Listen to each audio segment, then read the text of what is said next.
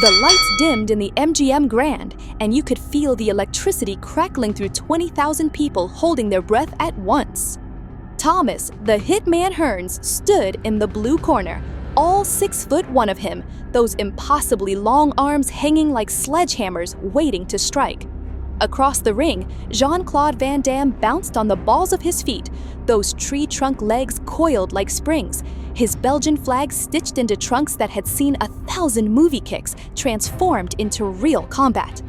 This wasn't Hollywood anymore. This wasn't Detroit street fighting. This was two worlds colliding under the brightest lights either man had ever faced.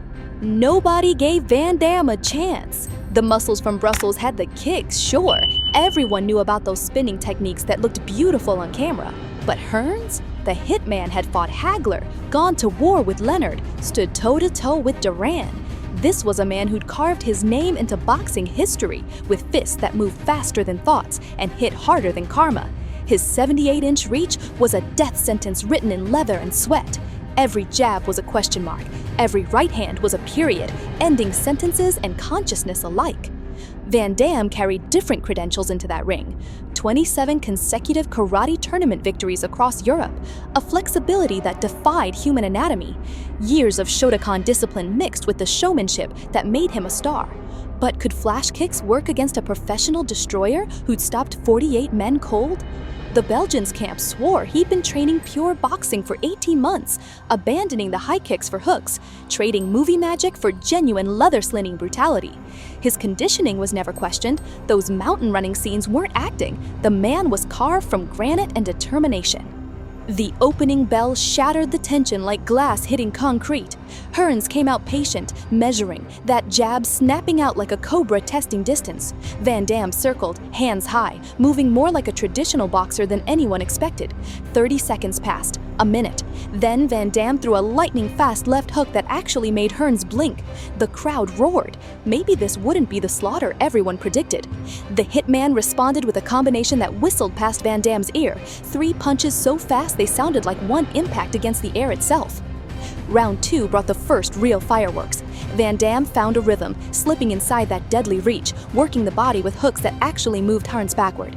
The Belgian's movie star abs took several thunderous return shots that would have hospitalized normal men. He grimaced but kept coming, kept working, kept believing. Hearns looked surprised, genuinely surprised, that this Hollywood fighter could take his power and ask for more. By round 4, patterns emerged. Hearns owned the distance, controlling space like a grandmaster controls chess squares. Every time Van Damme tried to close, that jab found his face, splitting his guard, making his eyes water. But when the Belgian did get inside, those tree trunk legs provided balance that let him unload combinations against Hearns' ribs. The Hitman started targeting the body more, softening Van Damme's foundation, chopping down the tree one punch at a time. Round 6 changed everything. Van Damme came out aggressive, perhaps too aggressive, throwing a combination that left his chin exposed for exactly 1/4 of 1 second. That's all Hearns needed.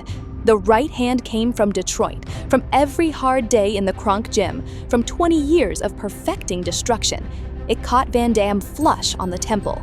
His legs betrayed him, those powerful legs that had jumped and kicked through 100 fight scenes, and he stumbled backward into the ropes. Hearns stalked forward, sensing blood, unleashing a combination that would have ended most fights. Somehow, Van Damme covered up, clinched, survived.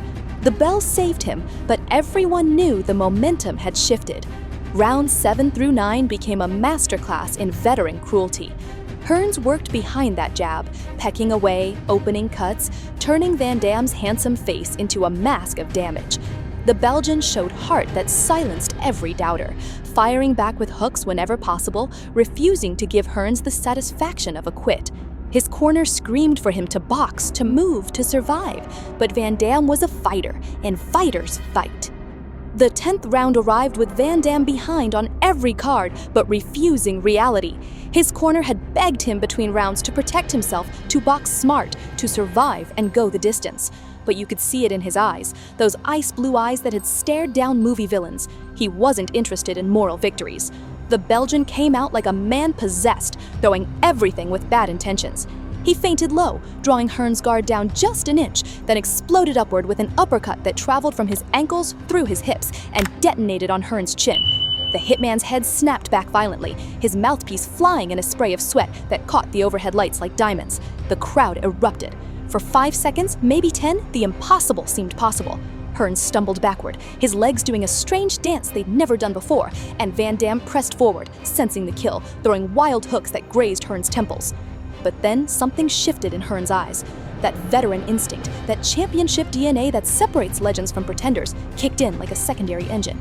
He planted his feet, reset his stance, and the coldness returned to his face. What happened next was surgical brutality, the kind of calculated destruction you only learn from 2 decades of professional warfare. The jab came first, a measuring stick, snapping Van Damme's head back and stopping his momentum like a brick wall appearing from nowhere.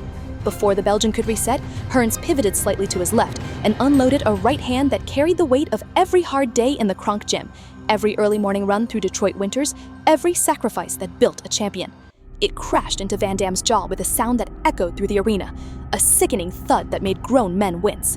Van Damme's legs went stiff, that terrible rigidity that signals the brain momentarily disconnecting from the body. But Hearns wasn't finished painting his masterpiece. A left hook came from an angle Van Damme never saw, smashing into his ribs with enough force to crack bone, driving the air from his lungs in an audible gasp.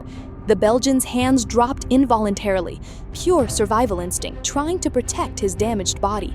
That's when Hearns delivered the final punctuation mark. Another right hand, this one thrown with perfect technique, his shoulder rotating through, his hips generating maximum torque, 78 inches of reach delivering maximum punishment to a target that couldn't escape. Van Damme's knees buckled, his powerful legs finally betraying him.